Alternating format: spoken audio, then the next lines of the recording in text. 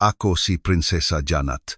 24 na taong gulang ako nang magbago ang lahat noong Setyembre 7, 2019. Buong buhay ko, ako'y isang tapat na Muslim, isinilang sa maharlikang pamilya ng Saudi. Sinentensiyahan akong kamatayan dahil sa pagtanggi kong sunugin ang isang Biblia. Ngunit may ibang plano si Jesus para sa buhay ko.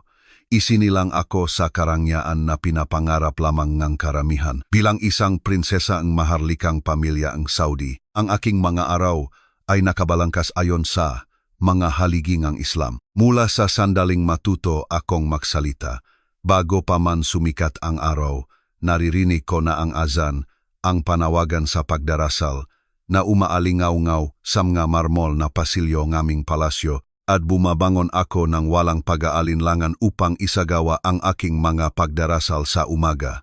Hindi lamang ito nakagawian, ito ang aking pagkakakilanlan, ang aking layunin, ang buong mundo ko. Pinalaki akong aking ama upang maging perpektong anak na Muslim. Naisaulo ko ang Quran sa edad na 12, nakakapagbigkas ng matalata sa perpektong Arabe, at mas naunawaan ang masalimuot na detalye ng batas Islamiko kaysa sa maraming iskolar ng relihiyon. Tuwang-tuwa ang aking ina kapag ako ang namumuno sa mga panalangin para sa mga kababayhan sa aming pamilya, at ang aking nga nakababatang kapatid na babae ay tumitingin sa akin bilang kanilang espiritual na gabay. Suot ko ang aking hijab ng may dignidad, sinunod ang bawat pag-aayuno sa panahon ng Ramadan ng may debosyon, at mapagbigay na nagbibigay ng kawanggawa ayon sa utos ng Islam. Nakaranas ka na bang ganap na katiyakan tungkol sa iyong pananampalataya? Ganun ako. Akala ko, lubusan kong kilala ang Diyos sa pamamagitan ng Islam. Bawat panalangin, bawat talata, bawat turo ay tila ganap na katotohanan na dumadaloy sa aking maugat.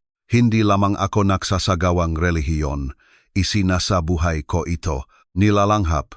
Nagiging ito, ang mapader ng palasyo, ay may linya ng magagandang kaligrapya ng mga talata ng Quran, at nilalakaran ko ang mga ito araw-araw, tahimik na binibikas ang kanilang mga kahulugan, nakakaramdam nga koneksyon kay Allah sa mga paraan na pumupuno sa aking puso ng kapayapaan. Bilang miyembrong maharlikang pamilya, naiintindihan ko na higit pa ako sa isang prinsesa, ako ay isang simbolo. Ang mga kabataang Muslim na kababayhan sa buong aming kaharian ay tumitingin sa akin bilang isang halimbawa kung paano mamuhay ng may pananampalataya sa modernong mundo. Kapag lumalabas ako sa mga pampublikong kaganapan, nakasuot ng mahinhin ngunit elegante, nagsasalita tungkol sa kagandahan ng maturong ang Islam, nakikita ko ang pag-asa sa kanilang mga mata. Gusto nilang sundan ang aking landas upang matakpuan ang parehong espiritual na katuparan na tila taglay ko. Ang aking pang-araw-araw na schedule ay isang patunay ng debosyon. 5 beses sa isang araw, ititigil ko ang anumang maharlikang tungkulin na aking ginaganap upang sagutin ang panawagan sa pagdarasal. Sa pagitan nga, mga sagradong sandaling ito, pinag-aaralan ko ang teolohiyang Islamiko kasama ang mga pinakarespetadong iskolar sa kaharian. Bibisitahin nila ang aming aklatan sa palasyo, isang malawak na silid na puno nga sinaunang teksto at modernong interpretasyon ng batas Islamiko, at tatalakayin namin ang mas malalim na kahulugan ng pananampalataya sa loob ng maraming oras. Ngunit, nagbago ang lahat isang hapon ng Martes sa huling bahagi ng Agosto 2019. Habang naglalakad ako sa isa sa mga hindi gaanong ginagamit na bahagi ng aming palasyo, patungo sa pagpupulong sa aking guro para sa isang aralin sa hapon tungkol sa jurisprudensyang Islamiko. Tahimik ang pasilyo, na may sikat ng araw sa hapon na dumadaloy sa matataas na bintana, naglalatag ng mahahabang anino sa mga nakadisensyong karpet sa ilalim aking mga paa. Dun ko ito nakita. Nakasuksok sa pagitan ng dalawang unan sa isang antigong sofa sa isang maliit na sala ay isang itim na aklat.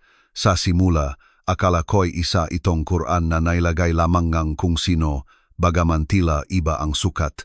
Nang lumapit ako upang ibalik ito sa tamang lugar, halos huminto ang aking puso. Ang ginintuang letra sa pabalat ay nagbaybay ng nga salitang nagpanlamig sa aking dugo, banal na Biblia. Nagsimulang manginig ang aking makamay habang tinititigan ko ang ipinagbabawal na bagay na ito. Sa Saudi Arabia, ang pagmamayari ng Biblia ay hindi lamang ilegal.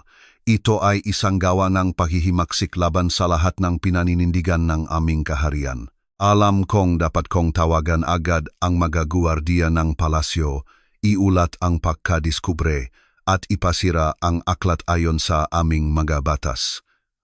Iyon ang gagawin ng sinumang tapat na Muslim. Iyon ang itinuro sa akin sa buong buhay ko. Ngunit may pumigil sa akin. Marahil ay kuryosidad. Marahil ay ang paraan ng pagbaba ng sikat ng araw ng direkta sa pabalat ng aklat. Marahil ay isang bagay na mas malalim na hindi ko maintindihan noon. Sa halip na tumawag para sa tulong, mabilis akong lumingon sa paligid upang tiyakin na walang nakatingin. Pagkatapos ay kinuha ang Biblia at idinikit sa aking dibdib. Napakabilis ng tibok ng aking puso. Akala ko'y sasabog ito. Bawat hibla nga aking Islamichong pagpapalaki ay sumisigaw sa akin na bitawan agad ang aklat.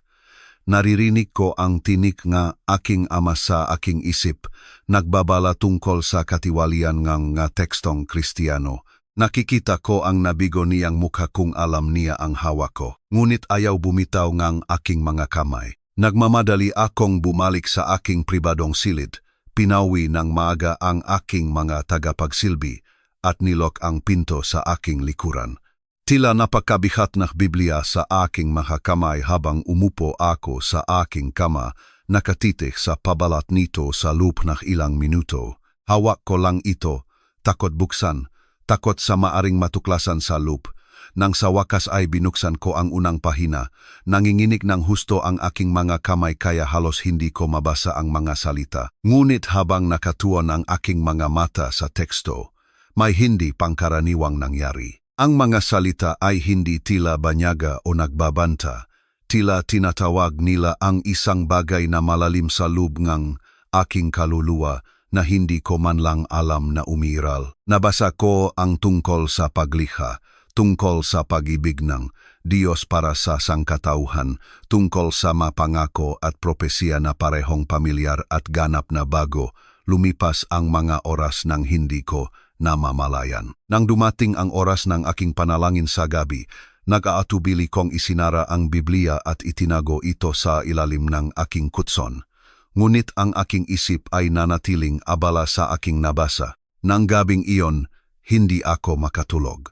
Ang masalita mula sa Biblia ay umalingaw-ngaw sa aking isip, nahahalo sa mga talata ng Quran na alam ko mula pa sa pagkabata. Sa halip na salungatan, naramdaman ko ang isang kakaibang pakiramdam ng pagkumpleto, na parang mapiraso ng isang puzzle na hindi ko alam na nilulutas ko ay nagsisimulang makasya.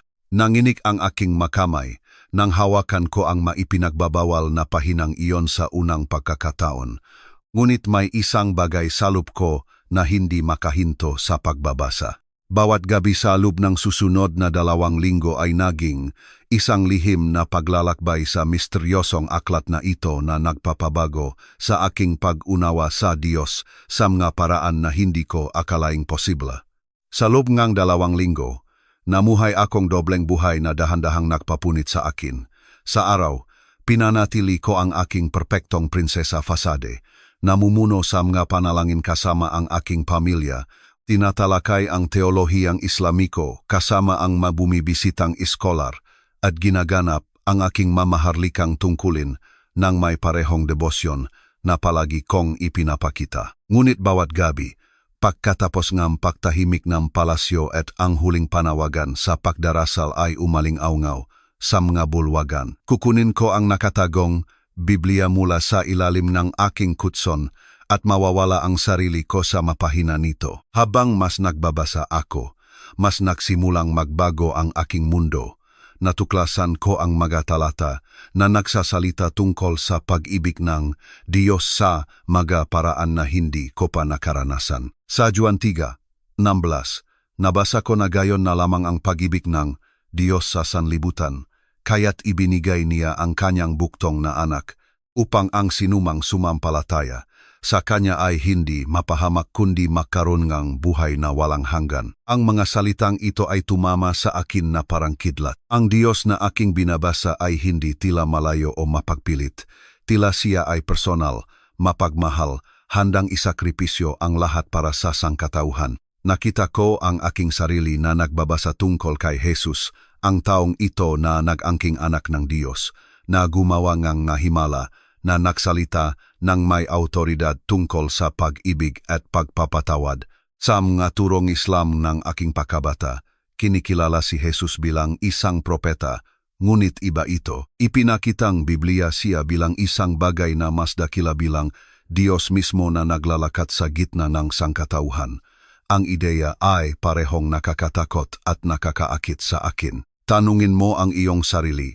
Naramdaman mo na ba na gumuguho ang buong pananaw mo sa mundo sa ilalim ng iyong nga? Pahabang sabay na nakakaramdam kang higit na buhay kaysa kailanman, iyon ang aking realidad sa mga lihim na sesyon ng pagbabasa na iyon. Bawat pahina ay humahamon sa lahat ng akala ko'y alam ko tungkol sa Diyos, tungkol sa kaligtasan, tungkol sa layunin ng buhay mismo. Ang panaginip ay nagsimula sa aking ikatlong linggo ng pagbabasa. Makakatulog ako na may mga talata tungkol kay Jesus na lumulutang sa aking isip at pagkatapos ay mapapanaginipan ko ang isang figura na nakasuot ng puting damit na may mabait na mata na tila nakakakita ng diretso sa aking kaluluwa.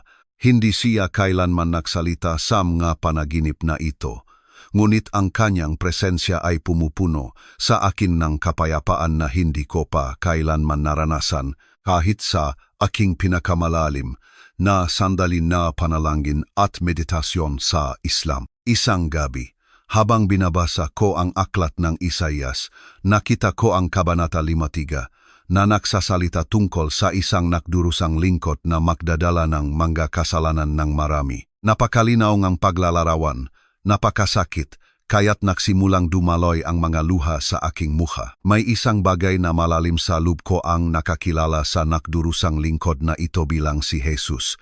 At sa unang pagkakataon sa aking buhay, naintindihan ko kung ano ang maaring ibig sabihin ngang mamatay ang isang tao para sa mga kasalanan ng iba. Ngunit hindi magtatagal ang aking sikreto. Ang buhay sa palasyo ay may kasamang patuloy na pagmamasit, banayad na pagmamatiyag na nagkukubli bilang pag-alaga at proteksyon. Mayroong palaging matagapagsilbi na gumagala sa mga pasilyo, mga miyembro ng pamilya na nagsusuri sa isa't isa, mga tauhan ng seguridad na nanatiling mapagbantay sa bawat miyembro ng maharlikang pamilya. Ang aking nakababatang kapatid na babae ang nakatuklas ng aking sikreto. Dumating siya sa aking silid ng maaga isang umaga upang humiram ng alahas para sa isang pagtitipon ng pamilya.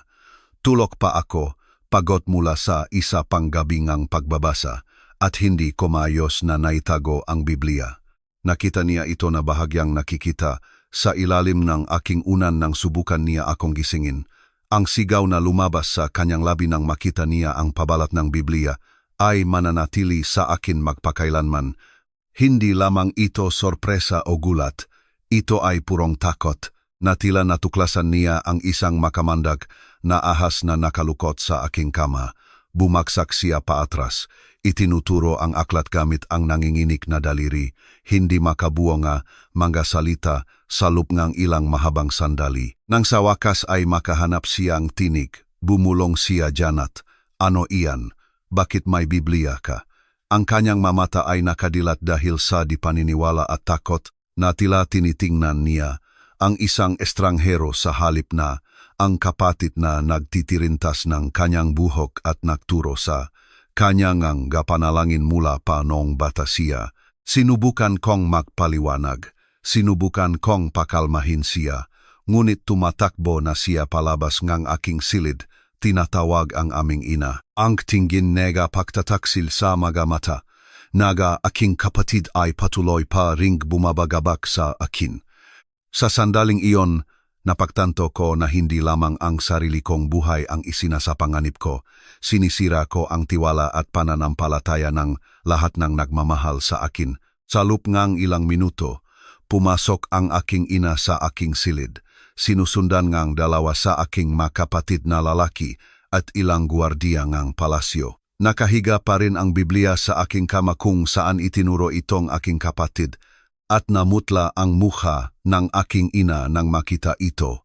Lumapit siya sa aklat na parang radioaktibo, takot man lang hawakan. Janet, bulong niya, nakabasag ang kanyang boses, sabihin mo sa akin na hindi ito sa iyo. Sabihin mo sa akin na hindi mo ito dinala sa aming tahanan. Ang sakit sa kanyang boses ay hindi matitiis. Ang babaeng nakpalaki sa akin, na nakturo sa akin na mahalin si Allah, na labis na ipinakmamalaki ang aking debosyon sa Islam, ay nakatitig sa ebidensya na pinagtaksilan ng kanyang anak ang lahat ng kanyang itinuturing na sagrado. Agad akong kinuwestiyon ng aking mga kapatid, saan ko nakuha ang Biblia? Gaano nakatagal ko ito binabasa? Nakipag-ugnayan ba ako sa mga Kristiyano? Nako-convert ba ako? Lumakas at naging mas agresibo ang kanilang maatinik ng matanto nila na hindi ko itinatanggi ang pagmamayari ng aklat. Tahimik na nakatayo ang maguwardiya ng palasyo sa tabi ng pinto, ngunit ang kanilang presensya ay nagpaparamdam ng lahat na mas seryoso, mas mapanganib. Hindi lamang ito isang talakayan ng pamilya. Ito ay isang potensyal na bagay ng seguridad ng estado at batas ng relihiyon. Sa wakas, pinulot ng aking panganay na kapatid ang Biblia ng may halatang pagkasuklam at inabot ito sa akin. Sunugin mo, utos niya. Sunugin mo ngayon din at hindi na natin ito pag-usapan muli. Sasabihin natin kay Ama na nakita mo ito at agad na sinira, tulad ng gagawin ng sinumang tapat na Muslim, ngunit hindi ko ito magawa. Kahit nakikita ko ang pag-asa sa mamata ng aking ina, kahit napagtanto ko na ito ang aking pagkakataon na ibalik ang lahat sa dati, hindi ko magawang sirain ang aklat na nagbukas ng aking puso sa isang bagong pag-unawa sa Diyos. Hindi ko kaya, bulong ko. Ang katahimikan na sumunod sa dalawang salitang iyon ay nakakabingi. Nagsimulang umiyak ng mahina ang aking ina. Nakpalitan ng tingin ang aking mga kapatid na may di paniniwala at lumalaking galit. Balisa na gumalaw ang guardia ne palasyo. Naunawaan na ang sitwasyong ito ay lumalala lampas sa isang simpleng usapin ng pamilya.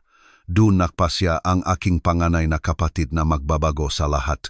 Kailangan nating sabihin kay Ama, sabi niya ng seryoso. Lampas ito sa kaya nating hawakan ng mag-isa. Ang tingin ng pagtataksil sa mga mata ng aking ama nang dalhin nila ako sa kanyang harapan noong hapon na iyon ay patuloy pa ring bumabagabag sa akin. Narito ang isang lalaki na nagpalaki sa akin upang maging perpektong anak na Muslim, na nagtiwala sa akin na katawanin ang aming pamilya at ang aming pananampalataya ng may karangalan. Natuklasan na lihim kong binabasa ang mismong aklat na kumakatawan sa lahat ng kinakalaban ng aming kaharian. Ang emergency meeting ng pamilya ay naganap sa pribadong silid-aralan ng aking ama, isang silid na lagi kong iniugnay sa mahahalagang usapin ng estado at seryosong pag-usap tungkol sa kinabukasan ng kaharian. Ang mapader ay may linya ng masinaunang tekstong Islamiko at mga larawan ng aming mga ninuno, lahat ay mga debotong Muslim na namuno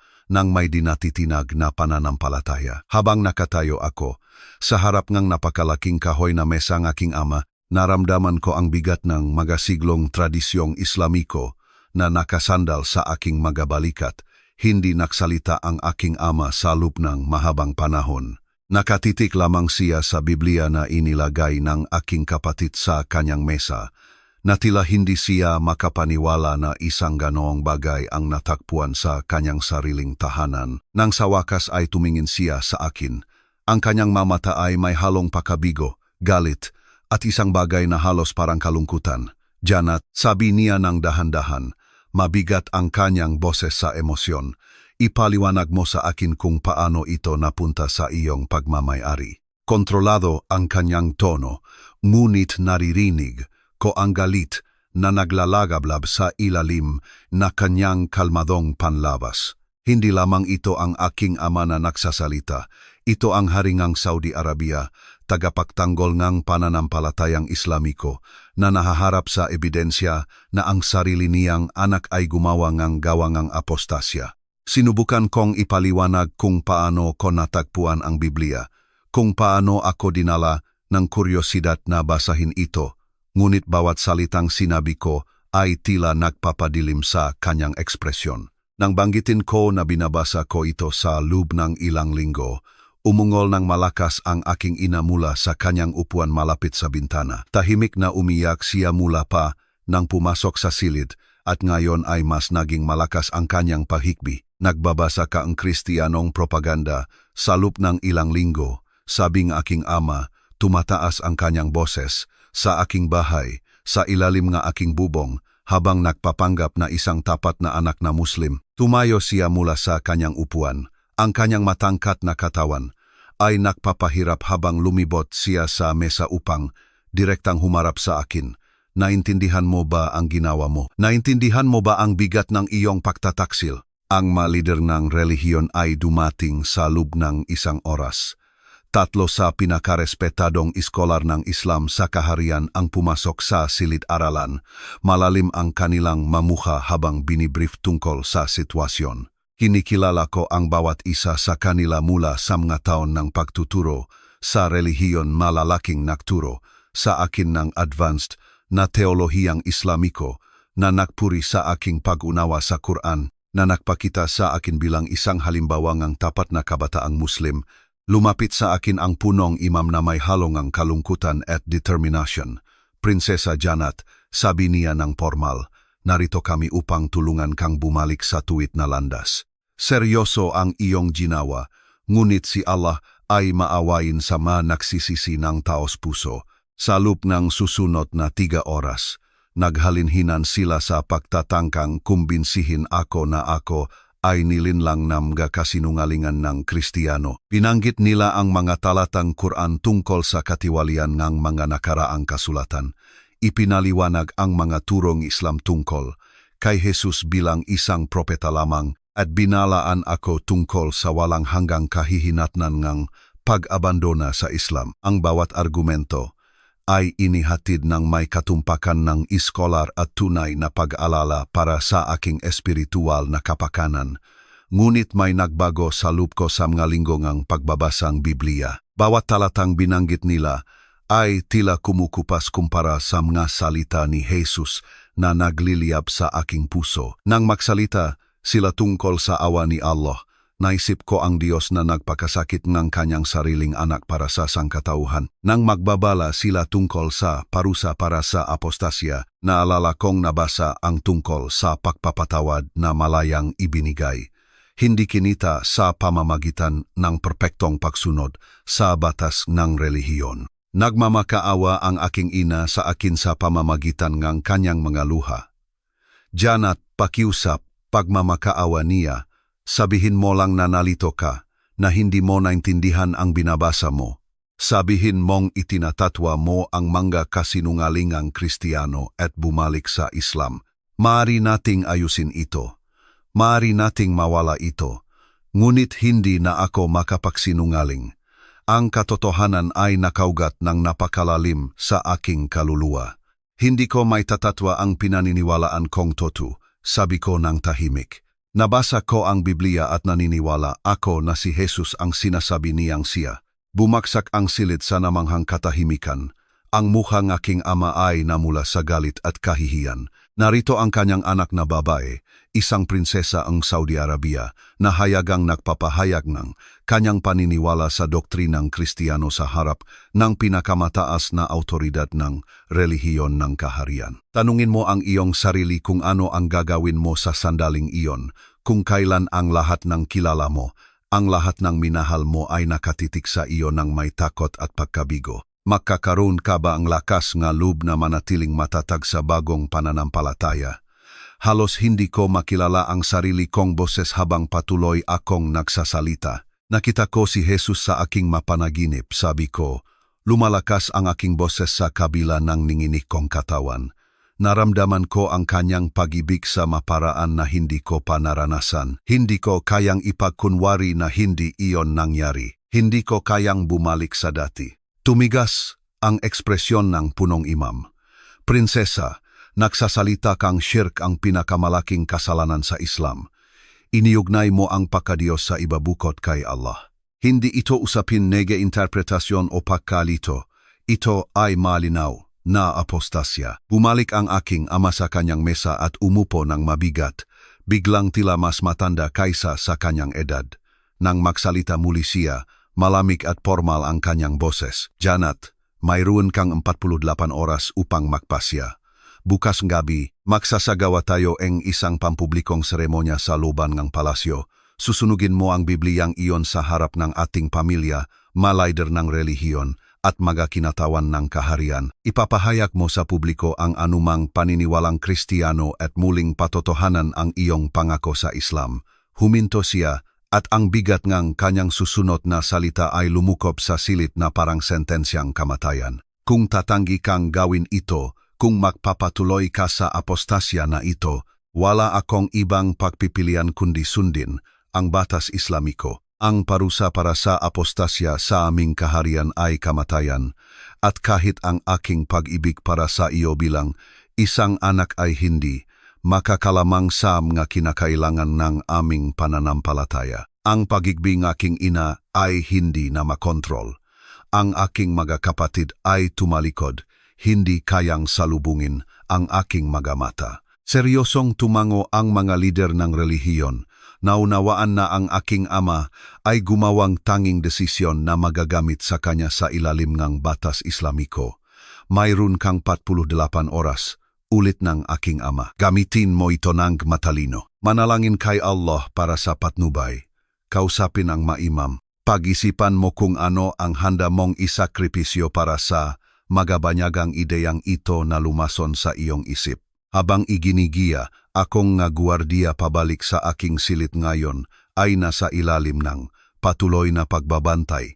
Napagtanto ko ang buong kalubaan ng aking sitwasyon. Mayroon akong 48 oras upang pumili sa pagitan ng aking buhay at ng aking bagong pananampalataya kay Jesus Kristo. Ang munting batang babae na minsang nagisaulong Quran upang pasayahin ang kanyang ama ay wala na magpakailanman.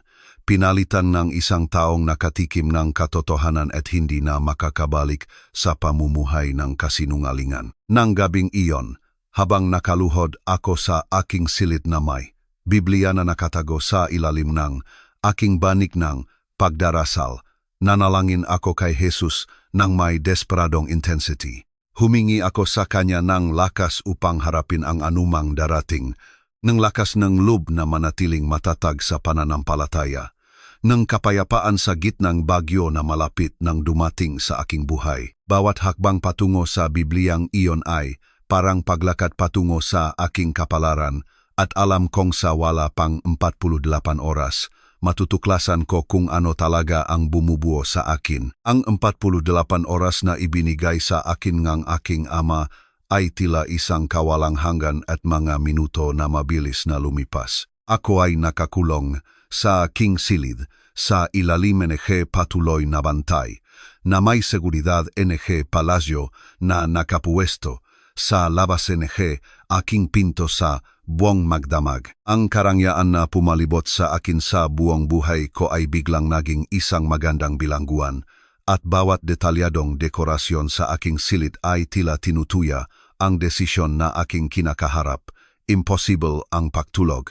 Sa bawat pagpikit ng aking mga mata, nakikita ko ang dalawang larawan na nagpapaligsahan para sa aking atensyon, ang nabigong mukha ng aking ama at ang mapagmahal na mata ni Jesus mula sa aking mga panaginip. Ang aking isip ay nagmamadali sa pagitan ng takot sa kamatayan at isang hindi may paliwanag na kapayapaan na tila dumadaloy sa akin tuwing naisip ko ang matalata ng Biblia na aking naisaulo. Ang mga salita mula sa Ebanghelyo ni Juan ay patuloy na umalingaw-ngaw sa aking isip. Huwag magulumihanan ang inyong mga puso. Sumampalataya kayo sa Diyos at sumampalataya rin kayo sa akin. Sa unang umaga ang aking pagkakakulong, dumalaw ang aking ina. Pumasok siya sa aking silid na may pulang maga ang mata na tila hindi nakatulog. Umupo siya sa gilid ng aking kama at kinuha ang aking mga kamay. At sa isang sandali, Ako ay muli lang ang kanyang munting anak na babay, ang anak na pinatulog niya sa mga oyayi at mga talata ng Quran. Janat, aking mahal na anak, bulong niya, nakabasag ang kanyang boses. Pakiusap, sabihin mo sa akin na magigising ka sa katotohanan. Pakiusap, sabihin mo sa akin na susunugin mo ang aklat na iyon bukas at babalik sa amin. Humigpit ang kanyang hawak sa aking makamay. Hindi ko kayang mawala ka. Hindi ko kayang panorin ang sarili kong anak na mamatay dahil sa kabaliwang ito. Gusto kong labis na aliwin siya. Sabihin sa kanya ang gusto niyang marinig upang iligtas siya mula sa sakit na nakasulat sa kanyang mukha. Ngunit bawat oras na buksan ko ang aking bibig upang sumang-ayon, upang mangako na itatakwil ko ang aking pananampalataya kay Jesus, ayaw lumabas ang mga salita. May isang bagay na malalim sa loob ko ang permanenteng nabago, at hindi ko na kayang itatwa si Jesus kaysa sa pagtanggi sa sarili kong tibok ng puso. Ina, sabi ko ng mahinahon, mahal kita ng higit pa sa kaya mong malaman. Ngunit hindi ko kayang ipagkunwari na hindi ko natakpuan ang katotohanan. Hindi ko kayang sunugin ang isang aklat na nagpakita sa akin kung sino talaga ang Diyos. Nagsimula siyang umiyak muli, mas malakas ngayon, at niyakap ko siya habang umiyak siya sa aking balikat. Saan ako nakamali? Bulong niya. Paano ako nakulang sa pagpapalaki sa iyo ng maayos sa pananampalataya? Anong uringang ina ako na ang aking anak ay pipiliin ang kamatayan kaysa sa Islam? Ang aking panganay na kapatid ang sumunod na dumalaw, kasama niya ang isa sa aking dating guro ng Quran. Gumugol sila ng mga oras sa pagtatangkang kumbinsihin ako na ako ay nakakaranas ng isang pansamantalang krisis. Ng pananampalataya, isang bagay na maaring malampasan sa tamang patnubay at panalangin. Ang guro, isang mabait na tao na nagturo sa akin ng teolohiyang Islamiko mula pa sa pagkabata, ay nagsalita ng may tunay na pag-aalala tungkol sa walang hanggang kahihinatnan ng apostasya. Prinsesa Janat, sabi niya, ikaw ay palaging isa sa aking pinakamapagbigay na estudyante. Ang iyong pag-unawa sa batas Islamiko at interpretasyon ng Quran ay lumampas sa mga estudyante na doble ang iyong edad. Tiyak na naalala mo ang aming mga talakayan tungkol sa katiwalian ng mga nakaraang kasulatan. Alam mo na ang Biblia ay binago at binago sa loob ng mga siglo. Magalang akong nakinig, ngunit ang kanyang mga salita ay tila tumalbog sa isang bagay na matibay na nabuo sa aking puso. Naalala ko ang mga turong iyon, sagot ko. Ngunit nang basahin ko ang Biblia mismo, hindi ito tila tiwali, tila ito ay buhay, totoo, kumpleto sa mga paraan na hindi ko pa kailanman naranasan. Nainis ang aking kapatid sa aking nasagot. Janat, tungkol sa damdamin ang sinasabi mo sa halip na mga katotohanan. Hayaan mong mangibabaw ang emosyon sa mga taon ng tamang edukasyong Islamiko. Ito mismo ang paraan ng paglinlang ni Satanas sa mga tao sa pamamagitan ng pagpaparamdam sa kasinungalingan na totoo. Ngunit lumampas na ako sa larangan kung saan makakarating sa akin ang mga argumento ng teolohiya. Bawat talata na binanggit nila mula sa Quran, bawat lohikal na punto na ginawa nila tungkol sa doktrinang Islamiko, ay tila kumukupas kumpara sa simpleng realidad ng pag-ibig ni Jesus na aking naranasan. Hindi ko ito may paliwanag sa akademikong termino, hindi ko ito may pagtanggol sa eskolar na debate, ngunit alam kong totoo ito ng may katiyakan na lumalampas sa intelektual na pag-unawa. Habang lumipas ang maoras, mas maraming miyembro ng pamilya ang dumating upang pakiusapan ako. Ang aking mga nakababatang kapatid na babay ay makasamang dumalaw, umiiyak at nagmamakaawa sa akin na piliin ang buhay. Ang aking mapinsan, tiyahin at tiyuhin ay naghalinghinan sa pagtatangkang kumbinsihin ako na itinapon ko ang lahat ng makabuluhan para sa isang pansamantalang delusyon. Bawat pag-usap ay nagwasak sa aking puso ng kaunti pa, ngunit pinatatag din nito ang aking determinasyon. Nakaranas ka na bang isang bagay na napakatoto, napakabago, na handa kang mamatay sa halip na itatwa ito? Iyon ang aking realidad. Nang magsimula ang ikalawang araw ng aking pagkakakulong, nahaharap ako sa pagkawala ng lahat ng aking nakilala, aking pamilya, aking posisyon, ang mismong buhay ko. Ngunit ang pag-isip na itatwa si Jesus ay tila espiritual na pagpapakamatay, na parang pagputol sa pinakamahalagang bahaging aking kaluluwa. Noong hapon bago ang seremonya, bumalik ang punong imam para sa isang huling pagtatangka sa pagko-convert. Sinamahan siyang dalawa pang iskolar ng relihiyon at ang kanilang paglapit ay mas mapilit kaysa dati. Nagsalita sila tungkol sa impyerno na naghihintay sa mga apostata, tungkol sa kahihiyan na idudulot ko sa pangalan ng aking pamilya, tungkol sa makahihinatnan sa politika na maaring idulot ng aking desisyon para sa kaharian. Hindi lamang ang iyong sariling kaluluwa ang iyong isinasapanganib, sabing punong imam. Inilalagay mo sa panganib ang pananampalataya na iba pang kabataang Muslim na tumitingin sa iyo. Kung ang isang prinsesa ang Saudi Arabia ay maaring talikuran ang Islam, anong mensahe ang ipinapadala nito sa matapat? Ang iyong apostasya ay maaring magligaw sa iba. Ang kanyang nga salita ay tumama sa akin ng mas matindi kaysa sa anumang nakaraang argumento.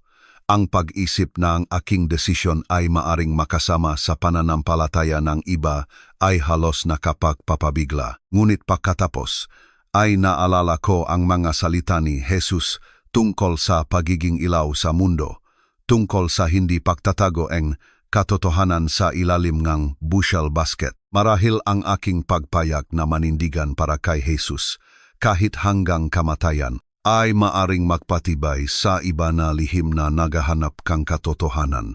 Sa huling gabing iyon, habang ang panalangin sa paglubok ng araw ay umalingaw-ngaw sa palasyo, ako ay nag-isa maliban sa maguwardiya sa labas ng aking pinto. Ibinigay sa akin ang aking huling pagkain, bagaman halos hindi ako makakain ng anuman.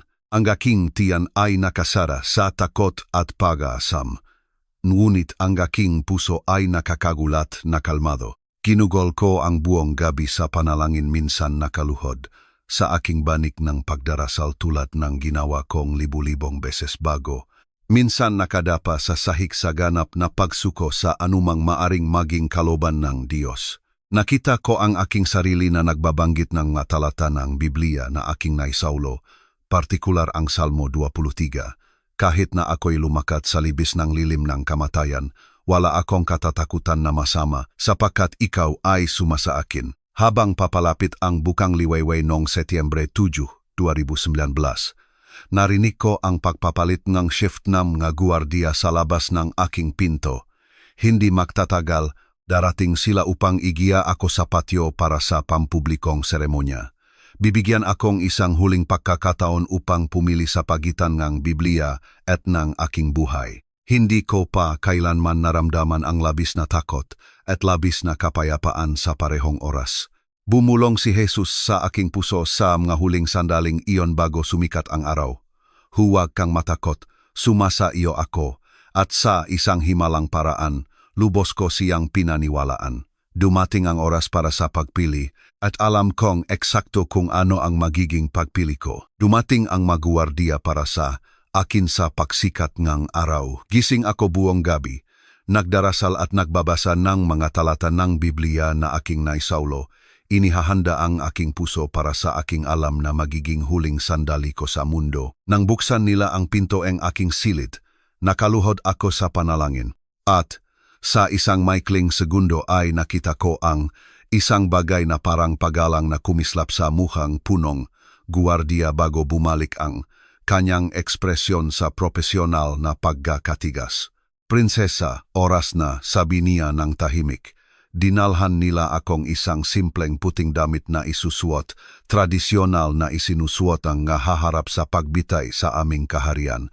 Habang isinusuot ko ito, nakakagulat na matatag ang aking makamay. Naroon ang takot na inaasahan kong lalamunin ako, ngunit natabunan ito ng isang supernatural na kapayapaan na may lalarawan ko lamang bilang pahawak ni Jesus sa aking puso sa kanyang makamay. Ang paglalakad sa mga koridor ng palasyo ay tila panaginip.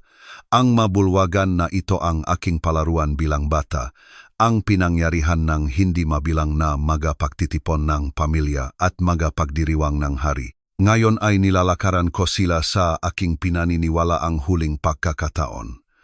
Bawat hakbang ay umaling-aungaw sa mga marmol na sahig, lumilihang isang ritmo na tila tumutugma sa tibok ng aking puso. Habang papalapit kami sa pangunahing patio, narinig ko ang bulong ng mga boses na lumalakas. Nang bumukas ang malalaking pinto, namangha ako sa laking ang pulutong na naktipon. Hindi lamang ito isang usapin ng pamilya. Naroon ang makinatawan mula sa relihiyosong establishmento, mga opisyal ng gobyerno, mga tauhan ng palasyo, at maging ang ilang miyembrong media. Malinaw na nagpasya ang aking ama na ang aking pagtalikod ay kailangang maging pampubliko hanggat maari o ang aking pagbitay ay kailangang magsilbing halimbawa. Ang patio ay inayos ng may seremonyal na katumpakan. Sa gitna ay nakatayo ang isang detalyadong pedestal kung saan nakalagay ang aking Biblia na mukhang maliit at mahina, napapaligiran ng lahat ng karangyaan at autoridad ng Korteng Saudi. Sa tabi nito, isang gintong seremonyal na sulo ang naghihintay. Ang apoy nito ay sumasayaw sa simoy ng hangin sa umaga. Ang aking pamilya ay nakaupo sa mga pwestong karangalan malapit sa harapan. Ang mukha ng aking ina ay nakatago sa likod ng belo, ngunit nakita ko ang kanyang magabalikat na nanginginig sa pinipigilang pagigbi. Ang aking ama ay nakaupo ng matigas sa kanyang upuang tulad ng trono. Ang kanyang ekspresyon ay inukit sa bato. Ang aking mga kapatid ay umiwas na tumingin ng direkta sa akin, bagaman nakita ko ang sakit na nakaukit sa kanilang mga tindig. Ang punong imam ay nakatayo sa tabi ng pedestal, handa ng mga siwa sa seremonya. Nang makita niya akong papalapit, seryoso siyang tumango at nagsimulang magsalita sa naktipong pulutong. Nagtipon tayo rito ngayon upang saksihan ang pagbabalik ni Prinsesa Janat sa tunay na pananampalataya ng Islam, anunsyo niya. Malinaw na umalingaw-ngaw ang kanyang boses sa buong patio. Siya ay pansamantalang naligaw ng mga banyagang impluensya, ngunit si Allah, sa kanyang awa, ay nag-aalok ng paktubos sa mga nagsisisi ng taos puso. Iginya ako upang tumayo ng direkta sa harap ng pedestal kung saan naghihintay ang aking Biblia. Inilagay sa aking makamay ang sulo. Ang bigat nito ay tila imposible sa kabila ng pagiging gawa sa magaan na ginto. Ang apoy ay sumasayaw, ilang pulgada lamang mula sa aking mga daliri. Napakainit na ramdam ko ang init nito laban sa aking balat. Lumapit sa akin ang punong imam. Ang kanyang boses ay direktang nakadirekta sa akin. Prinsesa Janat, itinatatwa mo ba ang mga huwad na turo na iyong nababasa? Tinatalikuran mo ba ang mga Kristiyanong pag-aangkin tungkol kay Jesus Kristo bilang anak ng Diyos? Bumabalik ka ba ng kusa sa dalisay na pananampalataya ng Islam na sinundan ng iyong mga ninuno sa loob ng mga henerasyon? Ganap na tumahimik ang patio. Maging ang hangin ay tila huminto habang daan-daang tao ang naghihintay nga aking tugon. Tumingin ako sa mga mukha sa paligid ko, ang ilan ay punong pag-asa, ang ilan ay mausisa, ang ilan ay nagbitiv na sa pagiging saksing isang pagbitay. Bahagyang sumandal pasulong ang aking ama sa kanyang upuan at nakita ko ang isang sulyap ngang despradong pag-asa sa kanyang nga mata. Ito ang aking sandali. Ang kailangan ko lang gawin ay sabihin ang Maari kong sunugin ang Biblia, bigkasin ang shahada, at bumalik sa aking buhay bilang isang prinsesang Muslim. Malugot akong sasalubungin ng aking pamilya ng may mga luhang kaginhawaan. Ipagdiriwang ng pulutong ang aking pagbabalik sa Islam. Mabubuhay ako upang makita ang isa pang paglubok ng araw, isa pang pagtitipon ng pamilya, isa pang tahimik na gabi sa aking komportableng silid. Ngunit habang nakatitig ako sa Biblia sa pedestal, may isang hindi pangkaraniwang nangyari. Ang mga salita sa pabalat nito ay tila nagniningning isang panlup na liwanag at narinig ko si Jesus na nagsasalita sa aking puso ng kasing linaw na parang nakatayo siya sa aking tabi. Ako ang daan, ang katotohanan, at ang buhay. Bumulong ang kanyang boses sa aking kaluluwa. Huwag kang matakot sa mga pumapatay sa katawan, ngunit hindi makakapatay sa kaluluwa. Ikinapit ko ang aking ulo at direktang tiningnan ang aking ama. Hindi ko masusunog ang salitang Diyos. Sabi ko, ang aking tinig ay malinaw na umalingaw-naw sa tahimik na patio. At hindi ko may kakaila na si Jesus Kristo ang aking Panginoon at tagapagligtas. Agad at malakas ang reaksyon. Umalingaw-ngaw ang mga hagulgol at sigaw-ngulat mula sa pulutong. Ang nakakabingi na pag-iyak ng aking ina ay pumutol sa iba pang ingay na parang kutsilyo. Ilan sa mga lider ng relihiyon ay nagsimulang sumigaw tungkol sa kalapastanganan at apostasya. Dahan-dahang tumayo ang aking ama mula sa kanyang upuan. Ang kanyang mukha ay isang maskara ng kalungkutan at galit. "Janet," sabi niya, mabigat ang kanyang boses sa pagwawakas, "pinili mo ang iyong landas. Magwardiya, arestuhin ang hinahatulan." Agad akong pinalibutan ng gwardiyang palasyo, ngunit may kakaibang nangyari nang abutin nila ang aking mga braso. Ang sulo sa aking makamay ay biglang nagliyab. Nang mas maliwanag na pakaliwanag na ilang gwardiya ang umatras, sinasanggahan ang kanilang mga mata. Naramdaman ko ang isang presensya na pumalibot sa akin, protektibo at makapangyarihan, at sa isang sandali ay tila ang mismong hangin sa paligid ko ay puno ng banal na enerhiya. Ngunit lumipas ang sandali, at kinumpleto ng mga gwardiya ang kanilang pag-aresto. Habang iginigiya nila ako palayo sa pedestal, lumingon ako ng isa pang beses upang tingnan ang aking pamilya. Ang aking nakababatang kapatid na babae ay hayagang umiyak. Ang aking mga kapatid na lalaki ay nakaupo sa namanghang katahimikan. Ang aking ina ay bumagsak, laban sa braso ang aking ama. Ngunit ang mamata ng aking ama ay sumalubong sa akin sa buong patio. At sa mga ito ay nakita ko ang isang bagay na hindi inaasahan kasama ang galit at pagkabigo. May isang kislap ng tila paghanga. Piniling ang kanyang anak na babae ang kamatayan sa halip na ikompromiso ang kanyang mga paniniwala at ang ilang bahagi, niya ang ilang malalim na pag-unawa sa karangalan at paniniwala ang hari. Ay kinilala ang lakas ng loob sa pagpiling iyon. Iginya ako ng mga gwardiya sa mga pitan ng palasyo, isang lugar na hindi ko pa kailanman nakita sa aking buhay ng karangyaan. Ang mga koridor na bato ay mamasa-masa at malamig, nailawan ng kumukutitap na mga sulo na naglalatag ng sumasayaw na anino sa mga pader. Inilagay nila ako sa isang maliit na selda na may makitit na bintana na nagpapapasok ng isang sinak ng sikat ng araw. Nang malakas na magsara ang mabigat na pinto sa aking likuran, napagtanto ko na lumampas na ako sa punto nga walang pagbabalik. Hindi na ako si Prinsesa Janet ng Saudi Arabia. Ako ngayon ay isang hinatulan na apostata na naghihintay ngang pagbitay para sa krimen ng pagtanggi na itatwa si Jesus Kristo. Tingnan ang sarili mong puso ngayon at tanungin mo ang iyong sarili, makakaroon ka bang lakas ng loob na gumawa ang parehong pagpili? Magiging handa ka ba na harapin ang kamatayan sa halip na itatwa ang iyong pananampalataya? Habang nakaluhod ako sa malamig na sahig na batong seldang iyon, naramdaman ko ang presensya ni Jesus sa akin ng mas malakas kaysa kailanman. Nawala ko ang lahat ng itinuturing na mahalaga ang mundo. Ngunit nakamit ako ng isang bagay na walang katapusan na mas mahalaga ang hindi matitinag na kaalaman na ako ay, sa Kanya, anuman ang mangyari sa aking katawan sa lupa. Ang mga kadena sa aking mga pulso ay totu, ngunit ang aking kaluluwa ay hindi pa kailanman naging mas malaya. Ang pagbitay ay naka-schedule para sa bukang liwewe noong Setyembre 8, 2019.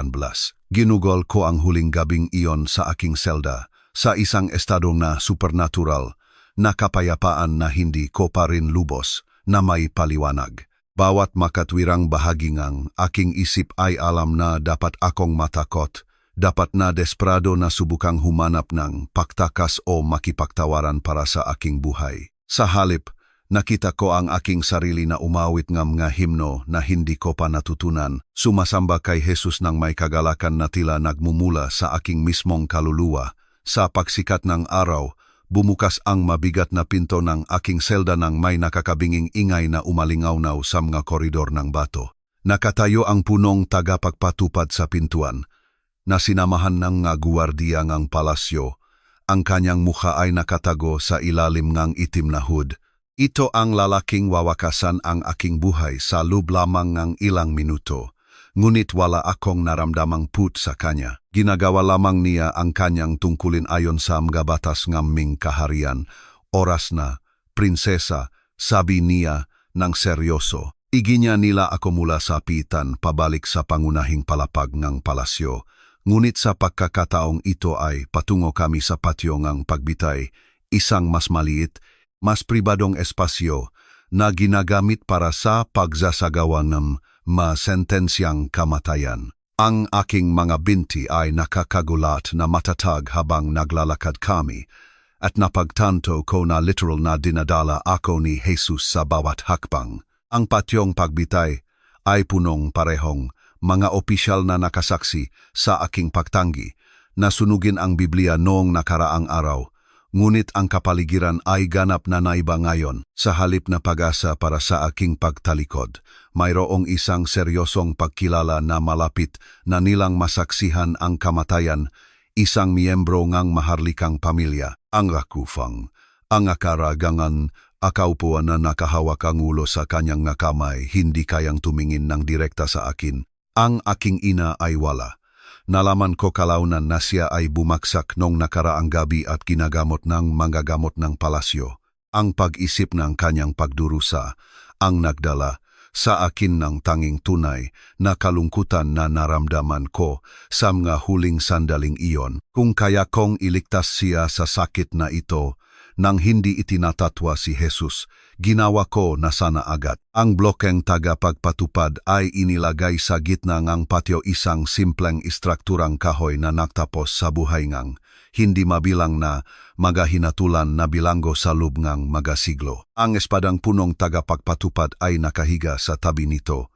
Ang talim nito ay nagniningning sa sikat ng araw sa umaga. Habang papalapit ako sa blok, humakbang pasulong ang punong upang alukin akong isang huling pagkakataon upang bumalik. Prinsesa Janet, sabi niya ng malakas upang marinig ngang lahat, maging ngayon. Ang awa ni Allah ay magagamit para sa iyo. Itatwa ang mga Kristiyanong kasinungalingang ito, bumalik sa Islam, at ang iyong buhay ay maliligtas. Tumingin ako sa paligid ng patio ng isa pang beses. Tinitiknan ang mamukha ang mataong kilala ko sa buong buhay ko. Ang ilan ay tumalikod sa kahihiyan. Ang ilan ay nanud ng may morbid na pagkaakit.